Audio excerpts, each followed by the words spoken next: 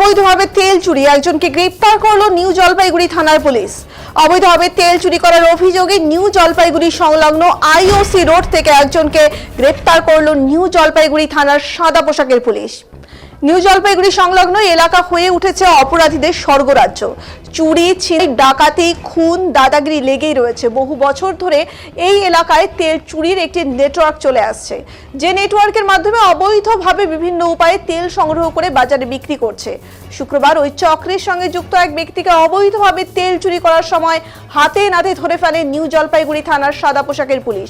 অভিযুক্তের নাম সুমন রায়, আইওসি সংলগ্ন এলাকার বাসিন্দা। তার কাছে অবৈধ তেল সংগ্রহের প্রমাণ পাওয়া গিয়েছে। গ্রেপ্তার হওয়া ব্যক্তির বিরুদ্ধে সংশ্লিষ্ট আইনের আওতায় ব্যবস্থা নেওয়া হয়েছে। নিউ জলপাইগুড়ি থানার পুলিশ এবং আইওসি কর্তৃপক্ষ যৌথভাবে এই ধরনের অপরাধমূলক কর্মকাণ্ড নিয়ন্ত্রণে অভিযান চালানোর জন্য ব্যবস্থা গ্রহণ করেছে, যাতে ভবিষ্যতে এই ধরনের ঘটনা কমে আসে। ধৃতকে শনিবার জলপাইগুড়ি আদালতে পেশ করে পুলিশ। গোটা ঘটনা তদন্ত শুরু করেছে নিউ জলপাইগুড়ি থানার পুলিশ।